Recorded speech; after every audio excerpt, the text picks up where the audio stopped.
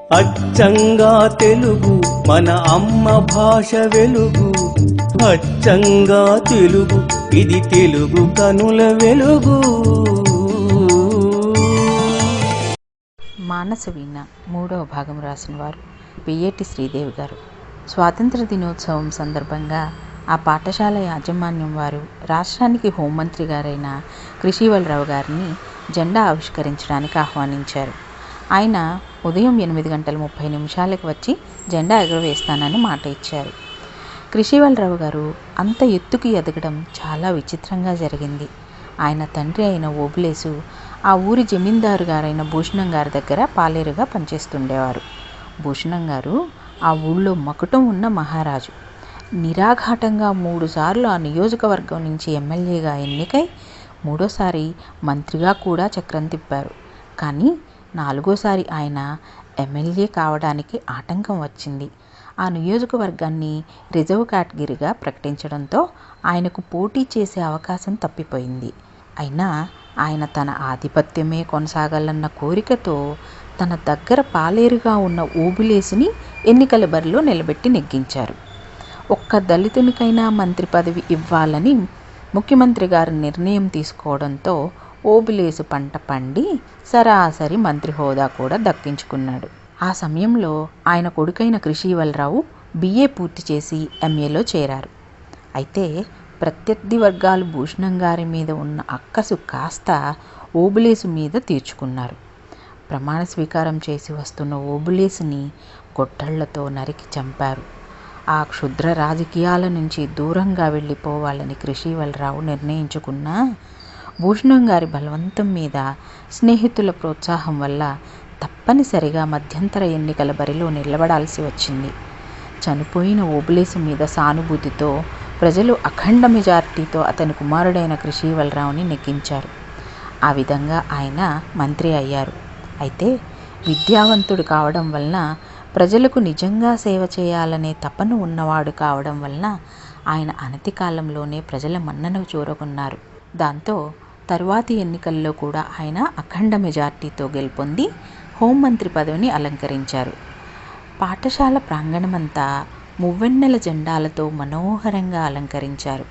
పిల్లలందరూ యూనిఫాములు ధరించి చేతుల్లో జెండాలు పట్టుకుని ఎండలో క్యూలో నిల్చున్నారు. ఉదయం 8:30 అయింది. మంత్రిగారు రాలేదు. 9 అయింది. ఆయన జాడ లేదు. ఫోన్ చేస్తే మంత్రిగారు బయలుదేరారని, కొద్ది నిమిషాల్లో అక్కడికి చేరుకుంటారని సమాధానం వచ్చింది. పిల్లలు నకనకలాడుతూ ఎండలో అలాగే నిల్చున్నారు. 9:30 అయింది. ఆ ఎండకు తట్టుకోలేక ఒక బాలిక స్పృహ తప్పి పడిపోయింది. ఆమెను గబగబా ఆసుపత్రికి తరలించారు. మిగిలిన పిల్లలందరూ క్యూలో నిల్చున్నారు. మరో 15 గంటకు మంత్రిగారు వచ్చి జెండా వందనం చేశారు. తర్వాత అందరికీ స్వీట్లు పంచిపెట్టారు. ఆ తర్వాత వివిధ పోటీల్లో ప్రతిభ చూపించిన పిల్లలకు మంత్రిగారి చేతుల మీదుగా బహుమతులు అందజేస్తున్నారు. అంతకుముందు సంవత్సరం పాఠశాల పరీక్షల్లో ఎక్కువ మార్కులు తెచ్చుకున్న మానసను వేదిక మీదకు వచ్చి బహుమతి తీసుకోవాల్సిందిగా ప్రకటించారు. మానస వేదిక మీదకు వెళ్ళింది. మంత్రిగారు ఆమె భుజం తట్టి ఆమెకు బహుమతి అందచేయబోయారు. కానీ మానస బహుమతి తీసుకోవడానికి నిరాకరించింది.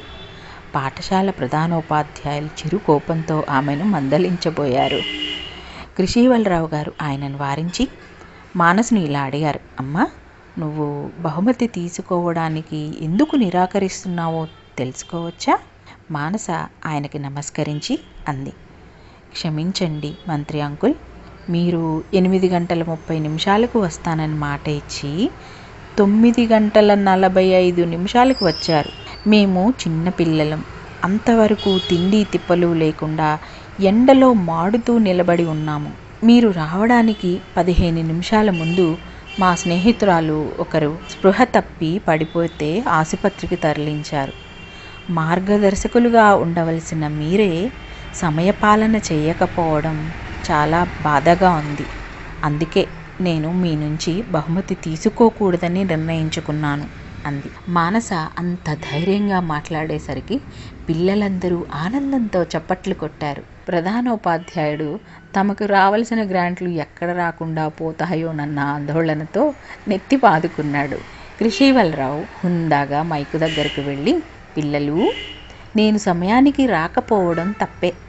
అందుకని నేను మీ అందరికీ ఈ సభాముఖంగా క్షమాపణ తెలియజేసుకుంటున్నాను. అంతేకాదు, ఇంకా జీవితంలో ఎప్పుడూ ఇటువంటి పొరపాటు చెయ్యనని హామీ ఇస్తున్నాను. ధైర్యంగా నా పొరపాటును నాకు తెలియచెప్పిన ఈ చిన్నారిని మనసారా అభినందిస్తున్నాను అన్నారు. మానస వెంటనే వారి పాదాలకు నమస్కరించి, నన్ను క్షమించండి అంకుల్, మీ చేతుల మీదుగా నాకు ఈ బహుమతి ఇవ్వండి అని అడిగి ఆయన చేతుల మీదుగా బహుమతిని స్వీకరించింది. అదిగో అప్పటినుంచే అనిరుద్ధికి మానస అంటే అభిమానం పెరిగిపోయింది. అది అభిమానం మాత్రమే, ఆకర్షణ కాదు.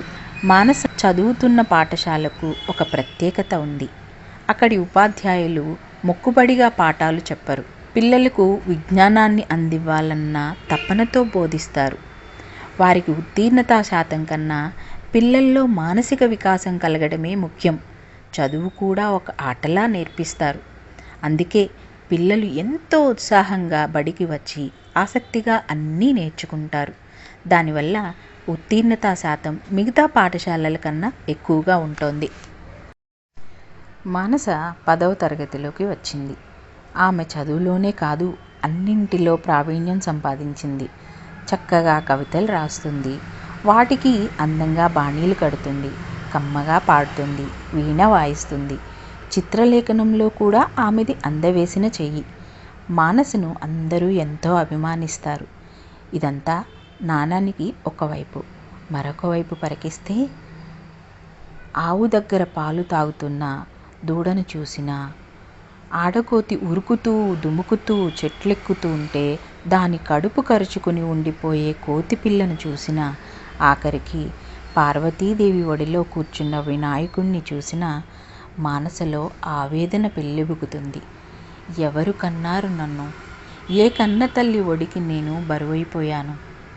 ఆ తల్లి మనసు ఎంత క్షోభించి ఉండకపోతే నన్ను ఈ జనారణ్యంలోకి విసిరివేసింది. అసలు నా కన్న తల్లి ఇంకా బ్రతికే ఉందా? లేక అలా కాకూడదు, ఆమె బ్రతికే ఉండాలి. ఏమో, బ్రతికి ఉన్నా నన్ను చూడాలని, నన్ను కలుసుకోవాలని ఎప్పటికైనా వస్తుందా? అయినా నేనే తన కూతుర్ని అని తెలుసుకోవడానికి ఇంకా ఆమె దగ్గర ఏ ఆధారాలు మిగిలి ఉంటాయి? ఆకాశంలోకి తారలకేసి చూస్తూ ఆరుబయట పడుకొని ఉన్నప్పుడు ఆమెలో ఒక విధమైన నిర్వేదం కలుగుతూ ఉండేది.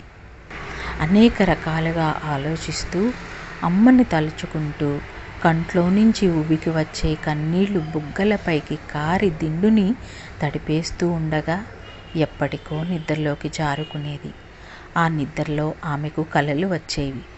ఎవరో అమృతానందమై తనను ఒడిలోకి చేర్చుకొని లాలించి బుగ్గలు నిమిరి ముద్దులాడి గోరుముద్దలు తినిపించి జోలపాట పాడి నిద్రపుచ్చుతున్నట్లు మధురమైన స్వప్నాలు. ఆశగా కళ్ళు తెరిచి చూస్తే నీరవనిస్సేది, భరించలేని ఒంటరితనం. అమ్మా, ఒక్కసారి నీ ఒళ్ళో తలపెట్టుకుని గుండెల్లో బరువంతా తీరిపోయేటట్లు వెక్కి వెక్కి ఏడవాలనుందమ్మా. అమ్మా, ఒక్కసారి, ఒకే ఒక్కసారి కనిపించమ్మా, అమ్మా అమ్మా అంటూ మళ్ళీ ఏడుస్తూ అలాగే నిద్రలోకి జారుకునేది. తెల్లవారితే మళ్ళీ తన దైనందిన చర్యల్లో నిమగ్నమైపోయేది. మానస వీణ తరువాయి భాగం వినాలంటే మా ఛానల్ను సబ్స్క్రైబ్ చేసుకోండి. ధన్యవాదాలు.